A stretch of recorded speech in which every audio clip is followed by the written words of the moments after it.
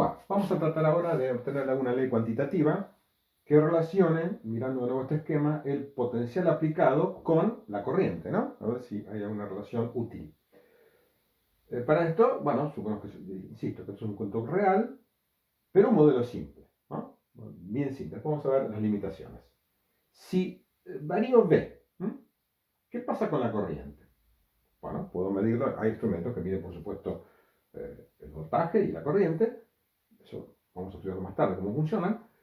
Pero mientras tanto, ustedes tienen que imaginar que puedo medir V e I, son variables macroscópicas, ¿se acuerdan? De taller, de laboratorio, que los puedo medir. Entonces, puedo hacer, digamos, representar V e I en un gráfico y ver cómo varía. Si mi variable independiente es V, tengo una fuente variable, digamos, una tensión variable, voy viendo cómo varía I. Y veo que el modelo simple, la variación es lineal. Una cosa interesante, ¿no? Pues tan simple el modelo. Corriente en función de tensión es una línea recta. Esto lo estudió Georg Ohm, un alemán, y se dio a llamar ley de Ohm.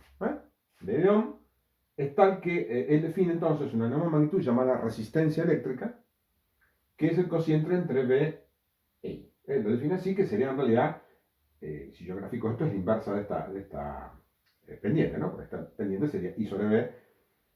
En general, cuando uno grafica V en función de I. Pero yo, ¿por qué puse esto? ¿Por qué puse I en función de V? Van a ver muchos libros al revés, V en función de I. En general, pongo I en función de V para indicar qué cosa. Que en estos circuitos normalmente la variable independiente, o sea, lo que yo puedo manejar, ¿qué es? Lo puedo cambiar. Con una fuente variable, lo que puedo cambiar es V. Por lo tanto, V debería estar en las abscisas, indicando que es mi variable independiente, y la corriente es la variable dependiente. Por eso, entonces, lo grafiqué así. Pero la ley de Ohm se define al revés, o sea que R sería la inversa de esta pendiente, ¿no? V sobre I en vez de I sobre V. Esa nueva magnitud entonces se llama, repito, resistencia eléctrica, y si esto se mide en volts y esto se mide en ampere, bueno, volt por ampere, pero también, insisto, como es tan común usarla en la electricidad, se le da un nombre que, bueno, justamente será el nombre de Ohm. En homenaje a Ohm, decimos que la resistencia se mide en ohms, tantos ohms, o HM. La abreviatura, en vez de ser una O mayúscula, que podría dar a confusiones, se usa la letra omega mayúscula, la letra griega omega mayúscula. ¿Recuerdan? Omega tiene dos expresiones, la minúscula, que la usamos normalmente para velocidad angular, ¿recuerdan? El año pasado, o digamos, pulsación en ondas. También tiene otra expresión, que es esta que está acá, que es la omega mayúscula. ¿Ok? Usamos esta entonces. Pero les digo que es la misma letra, que se escribe muy, como ustedes ven en griego, se escribe muy diferente una de otra. Mayúscula y minúscula.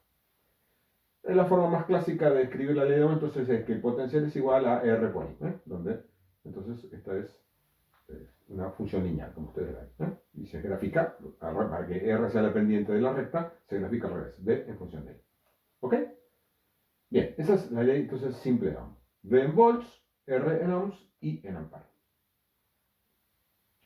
Miremoslo a nivel microscópico, a ver si podemos sacar una ley parecida. Esto es macroscópico, insisto, ¿no? V e I son valores macroscópicos. ¿A qué es igual la resistencia, entonces? De esta expresión V sobre I. En el pedacito este de conductor, V, ¿cómo lo puedo calcular? V es la integral entre A y B de L, ya sabemos, ¿no? La diferencia potencial entre el punto A y el punto B es la integral del campo eléctrico de L. Fíjense que estoy pasando de valores macroscópicos a valores microscópicos, campo eléctrico. Por otro lado, la corriente, ¿sí? La corriente, ¿cómo la puedo representar? Lo vimos en el video anterior, es el flujo de JDS. Si estamos hablando de corriente continua, constante, estos valores son constantes, y se puede reemplazar muy simple esto, sacando E fuera de la integral, porque va a ser una constante. Me va a quedar E por la integral entre A y B de dl, que es simplemente E por L, la longitud del conductor. Y abajo, J también es constante, se le puede integrar, y me queda la integral del área, que es el área, esto ya también lo vimos. Entonces me queda E por L sobre JA. Y eso va a ser entonces la resistencia a nivel microscópico. En vez de hablar de tensión y de corriente, hablamos de campo y densidad de corriente. Fíjense ustedes, ¿no? Eso vamos a verlo siempre en física, quiero que ustedes lo entiendan. Vamos a estudiar, ya creo que lo dije, lo repito, siempre en física 2 estudiamos el electromagnetismo desde dos puntos de vista. Uno es el microscópico, que pasa en el punto, y otro es el macroscópico, o valores circuitales. ¿Okay? Siempre es eso, ¿no? Generalmente en las prácticas ahora nos vamos a centrar más a partir de ahora en valores circuitales, sobre todo en corriente continua, pero nunca hay que perder de vista qué pasa en el micromundo o en el mundo microscópico. Esto lo vamos a ver después para concluir la materia cuando hablemos de ondas electromagnéticas. ¿Sí? Bien. Entonces, dicho esto, puedo separar por un lado E sobre J y otro L por A. ¿Por qué? Porque esto, L y A, dependen de la longitud y del área del conductor, son variables geométricas. Y E sobre J, ¿qué pasa? Yo hago este cociente y veo que esto no depende ni de la longitud del conductor ni del área, sino que es algo específico de quién. ¿De qué depende esto? Depende del material. ¿Ok? Entonces aíslo la parte que depende del material de la forma geométrica o la longitud y el área que tengan. ¿Ok? Esto que está acá entonces se llama resistividad del material. ¿Mm? La resistividad que se mide, como ustedes ven, en ohm por metro, para que multiplicado por metro y dividido metro cuadrado me quede en ohms. Eso, ¿no? Como es la resistencia. Entonces, esto, repito, se llama resistividad del material, depende del material. ¿Ok? Bien. ¿Cómo sabemos cómo es esto? Bueno, podemos ir a una tabla. La tabla es la 25.1, que está en el libro, y tienen distintos materiales con su resistividad. Plata, cobre, oro, que son los metales. Aleaciones hay. El mejor, como ustedes ven acá, es la plata. Y el cobre tiene un poco menos, pero son los más usuales. Por eso se usa el cobre en los conductores normales. La plata, por ejemplo, sería carísima. ¿Se imaginan? Hacer cables de plata en la casa sería imposible, ¿no? Así que, bueno, el conductor que sigue la plata es el cobre. Bueno, por suerte, además es muy maleable, flexible, como para hacer cables, ¿no? Que tengan flexibilidad. Entonces es el que se usa normalmente en instalaciones eléctricas.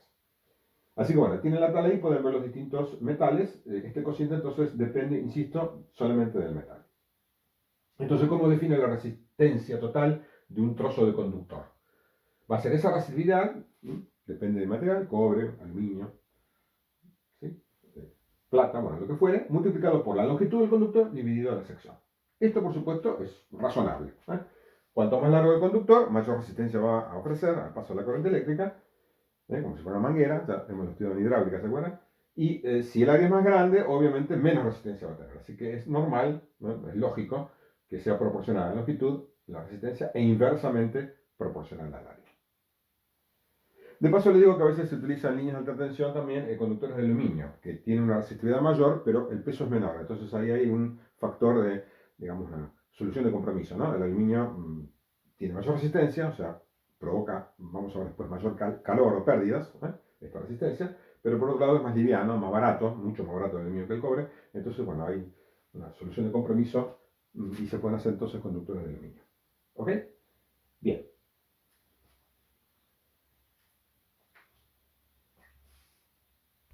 Vamos a ver otros aspectos ahora de la resistencia.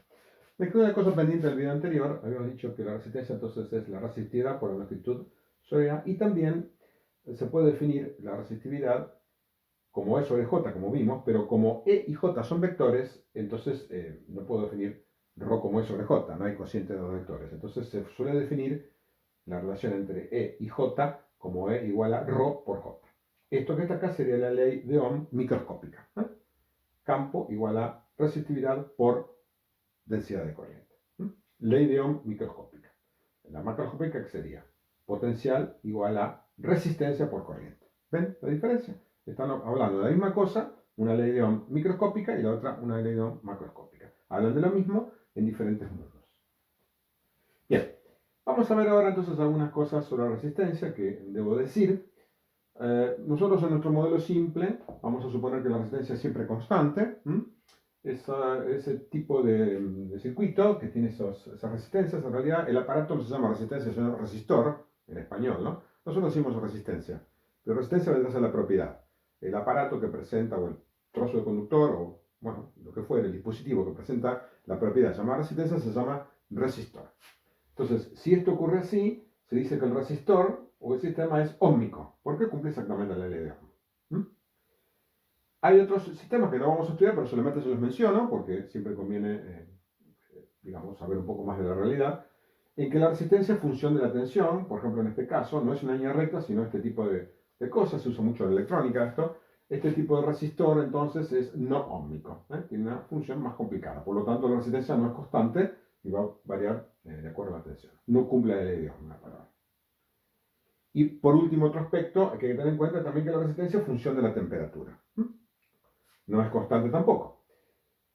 ¿Qué les parece a ustedes? Si la temperatura aumenta, ¿qué pasará? No aumenta la resistencia, ¿qué va a hacer? Va a aumentar. ¿Por qué? Porque si aumenta la temperatura, hay más agitación térmica, los electrones se van a mover, van a chocar más, entonces en general va a haber más dificultad para la batería generar la corriente, ¿no? Porque esto va a ser mucho más complicado, ¿eh? Si aumenta la temperatura, entonces la corriente de desplazamiento va a ser, perdón, la velocidad de desplazamiento va a ser menor, ¿no? Debido a la mayor cantidad de choques.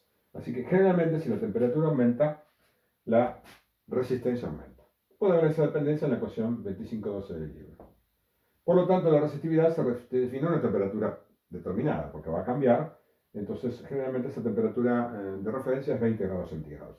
La que está entonces en tabla, si pueden ver la tablita del libro, generalmente es a 20 grados centígrados. Así todo, hay elementos muy interesantes que son de coeficiente llamado negativo. Negativo, ¿por qué? Porque la aumenta la temperatura y la resistencia baja. Ya son dispositivos raros usados para fines específicos. Lo común es esto. Y hay otros que se llaman superconductores, no sé si han escuchado hablar ustedes. Hay elementos que si la temperatura baja mucho, por ejemplo menor a 4 Kelvin, como ustedes imaginan bastante baja, la resistencia cae abruptamente casi a cero. Prácticamente logramos un conductor ideal o, como se dice en la carga, superconductor. Para eso entonces hay que enfriar bastante al dispositivo. ¿Sí?